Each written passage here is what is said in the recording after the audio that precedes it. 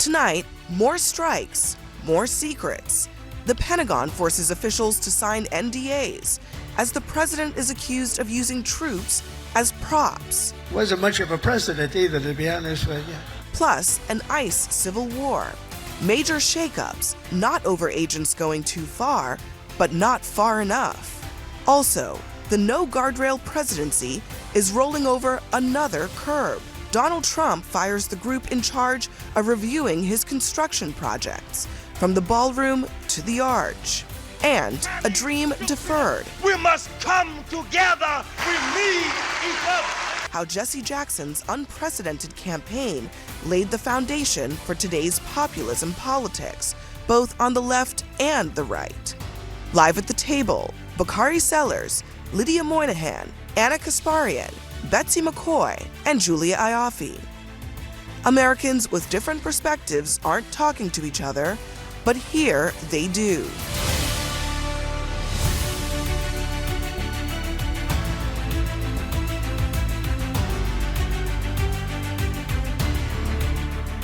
Good evening, I'm Abby Phillip in New York. Let's get right to what America's talking about. The secret siege that's playing out in international waters as President Trump escalates his war on narco-terrorism.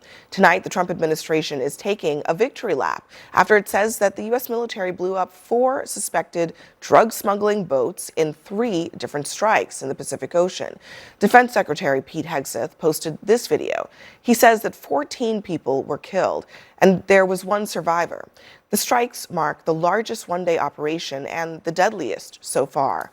Trump has been building up his military strength in the Caribbean, targeting boats near Venezuela that it claims are trafficking drugs.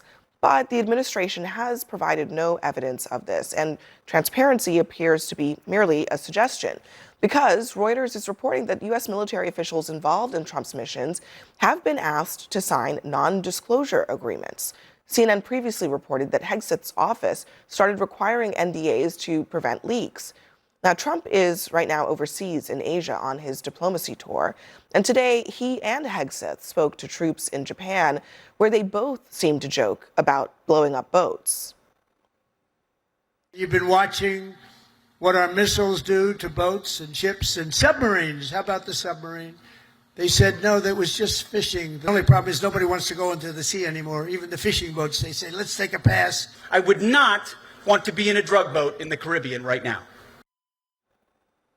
Before we get started, I want to mention Julia Ioffe's new book that just came out. It is called Motherland, A Feminist History of Modern Russia, From Revolution to Autocracy. Great to have you with us on the panel, Julia. And also, on this issue of what Trump is doing, really, in the region. I do think that's kind of what this points to is people are seeing the boats being blown up, and nobody disagrees with getting tough on drugs and drug smugglers. But there's also the question of whether there are alternate aims, and I wonder what you think of that. Well, I'm just surprised that nobody has tried a war on drugs before. I mean, right? Brand new idea. Brand new idea, and it has never been tried. I'm sure it'll be successful this time. But I think that to be more serious, the secrecy, the fact that this is all televised, and it's become theater, and if you zoom out even further, the way that there are ICE quotas and now people in charge of these ICE offices are being swept out, the destruction of the East Wing of the White House. All of this to me points to a broader, more alarming pattern, which is that what is this being done for? And the fact that the office of the presidency, which is already a very personal office, that it's all being personalized so highly that the state is being equated with the president, with the person of Donald Trump. So and what do you think it's being done for? I personally think that an infrastructure is being built to allow Donald Trump to stay in office indefinitely. I don't think that what's being done to the White House, you don't do that if you think that anybody else is going to inhabit this thing after you and if you are planning on leaving power. Lydia? Well, on the Venezuela point, I just want to note in all of this, what's being lost is Venezuela is a foreign terrorist organization. It's been designated as such by the Trump administration. And so they see this ultimately as not even just foreign policy, but ultimately protecting the homeland. So that's where all of this is coming from, and that is how they're justifying these attacks. These are terrorists, and there was a 2025 FBI report that found basically Venezuela is exporting gangs, they are exporting the regime in an effort to bring crime and sow chaos into America. But that's not so why that's they're saying part of that they're this. doing these Well, and attacks on the boats. they fired intelligence analysts whose analysis and whose final product disagrees with that. So when you say that the government has designated them this or says that they're terrorists, the way that they've hollowed out these institutions makes it very hard to trust. It was a January 2025 report. So it was I think what she's talking about is that there was a report that was produced by the Trump intelligence officials that basically countered this idea that there was sort of this government effort to, quote unquote, invade the United States with gang members. There was no, according to this report, they couldn't substantiate that. But again, I think it's pretty that as a clear. person who lives in New York, and maybe this is New York about is being gang terrorized by members, these gangs. But Trump is saying that it's actually about drugs. And look, I mean, if it's about drugs, why can't they produce any evidence to back that up? Well, they can. The nation is suffering from a huge number of drugs coming in across the southern border, carried by gangs from South America. 100,000 Americans dying a year from these overdoses. Fentanyl. And I can, Fentanyl, right? Which that's isn't right. coming from fentanyl Venezuela. doesn't come Well, from Venezuela. let me just They finish. want a regime change in Venezuela. Well, actually, this is what Trump has wanted since his first term. He tried to install Juan Guaido, not once but twice. It didn't work. So now there's a military buildup because they want regime change. And the Trump administration isn't even hiding it. So why are we pretending like this is about drugs? It is about drugs, and the fact is most Americans are very supportive of the idea of waging a war on drugs. These people may not be wearing the uniform of a foreign country, but they are nevertheless combatants against well, let me just America. also, can I just insert something that is fundamental about this? These strikes are also illegal. Yep. And so whether or not we want to talk about that fact or not is something else. But while you're talking about, disagree with that. Well, I mean, you can. I mean, but It's not illegal. Rand Paul is going to Congress to try to get a bipartisan effort to make them illegal. But they are. And to But require these Since strikes- 2011, drone strikes have been But pretty these widely strikes- used without congressional these strikes- authorization. And does that make it legal?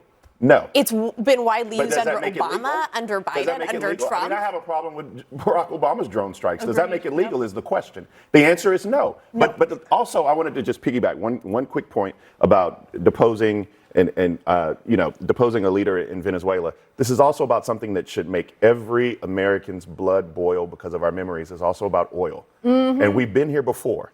And we've seen what happens when we go to war, wherever it may be, boots on the ground, that's where it's going next, and it's going to be about oil. These conspiracy theories are just preposterous. It's not a conspiracy theory. Venezuela has the largest oil reserve of any That's right, country. but there is no proof that that's what why Trump is Donald Trump is eyeing, doing and that. it's abundantly clear. Here's what else has been going on in addition to the strikes. They've got an aircraft carrier docked in Trinidad and Tobago, another one moving toward Venezuela, 4,500 Marines and sailors in the area, so on and so forth. Look, it's a very long list of assets that are being moved into the region. And again, if this is just about taking these, fishermen or whatever carrying drugs, if they are carrying drugs out of the water, then why the massive mobilization? Well, look, Marco Rubio has been very clear since he came in as Secretary of State that basically American first policy means also paying attention to what's happening in the Western Hemisphere. And that has been a long agreed thing in foreign policy, that going back to when Teddy Roosevelt was in office. And so his first trip was to Latin America because he wants to enhance our relationship with our allies. And they've also been clear, the fact that they're publicizing these strikes, right? We're not questioning if they're happening. The Trump administration is confirming they're happening. And that's clearly sending a message to Maduro. But we are questioning who they're killing, Yeah. right? And so there is a fascinating argument here that people are saying, and we just don't know because of NDAs and everything else, that there are some innocent people who've been killed, like some actual real-life fishermen who've been killed. Oh, the fishermen, just like the Maryland man. Wait. It's an equivalent. We just had one of these strikes, and there were 2 survivors. If these were And now there's illicit a third from this latest attack Okay, and now as there's well. a third. Why do we send them back to their country of origin if they're really drug smugglers and terrorists? Why wouldn't we then take them and bring them back to the U.S. for questioning. Or if due they're, process. Yeah, or due process. If we're just letting them go back to their countries, maybe they're And this actually is like I appreciate that you brought up Maryland Man, because it kind of ties into the larger argument that is a huge difference between my friends to the right and myself, which is that there's nobody saying that you should not have deported the Maryland Man, as you call him. But what we are saying is there are things in this country called due process. And so what we're seeing right now is the erosion thereof. And so when you have things like innocent people, and that question remains, being bombed or exploded because of strikes in the Caribbean, that should cause chills. Right. And foreign combatants do not get American They are due process. designated terrorists. Like, look, guys, I'm old enough to remember when Donald Trump said, elect me because I don't believe in starting new wars. He's not only starting a new war with Venezuela, but he has soured U.S. relations with Colombia, a longstanding ally to the United States. Just deciding to strike random boats in the middle of the ocean does nothing to stop. The reason that I appreciate you being aghast when you started your statement is because the way that this is going to be framed in the larger dialogue, which is like I love looking at social media when we get off air, is that for some reason we are protecting or taking the side of drug dealers, which is the most intellectually dishonest argument that people make. And it's hard to have substantive arguments. But the real thing that people are, I don't want two things. I don't want the erosion of due process, and I do not want to start another foreign war on the premise of oil or whatever it may be. Agreed. There's absolutely no evidence that this is about oil. As None. somebody who's a refugee from the Soviet Union, when these things are shrouded in secrecy, when we take away people's due process, and then we say, well, they didn't deserve it because we know that they were terrorists or drug dealers because dear leader told us so. Before you know it, they'll start coming for you, and people who were on your side yesterday will say, well, I'm sorry, but the young woman in the yellow jacket was also a terrorist and a traitor, and she doesn't deserve due process. But foreign combatants do not merit due process. But there's no evidence Anyone that these who people are foreign combatants. They They're are. fishermen. Betsy, can I ask you this? The administration hasn't provided a shred of evidence of who these people are and what they've actually done. What she's saying on a fundamental level, which is that when the government just says we can kill whoever we want because we're telling you that they're bad guys, isn't that a bad precedent to set? That's a preposterous question. Not just for you, not just for those people, because I don't know who those people are. These but are foreign combatants. if Let's talk about people inside but the what United about States? if the government said that and it was I not don't the think he would government tell that you us. There's no supported? transparency with the Biden administration. Trump is at least letting us know what's happening, and they have promised more information. But look, I mean,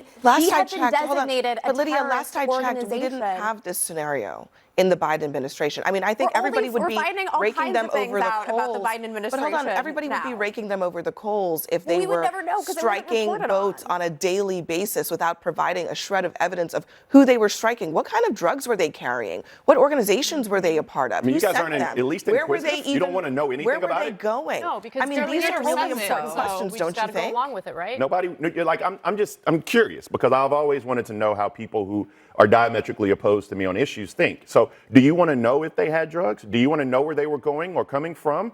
Do you want to know who they were? Do you want to know who they're... Betsy, do you want to know? I mean, do I you care assume about any of that? information is going to be provided. In the meantime, When? Rand Paul has gone to They're Congress. dead now, though. And he's expecting to get, and I think he will get, a bipartisan resolution asking Congress to give permission to Trump to conduct this kind of activity. Any That's a day good now. step. But nevertheless, Trump realizes, I believe, that his duty is to keep these drugs out of the United States. But what drugs are we even because they're talking about? costing You ju- but so you many just What lives. drugs are conflated we it. even You talking? just talked No, about but hold on a fentanyl. second. But what drugs are we I didn't talking? mention fentanyl. One of Yeah, our but other you- guests yeah, mentioned but the fentanyl. reason that they fentanyl's meant- not hold coming on. from Venezuela. What drugs- Fentanyl I comes didn't from say fentanyl. China. I didn't Okay, say so fentanyl. what Hold on, drugs are hold on, coming hold from on, hold on. Venezuela? The reason that they're talking about fentanyl is because you said that the drugs that are killing all those hundreds of thousands of Americans, well, that drug is fentanyl. Yep. So the reason I'm asking you, do you even know what drugs we're talking about? I'd Because like I the don't. government to supply that information, but to suggest that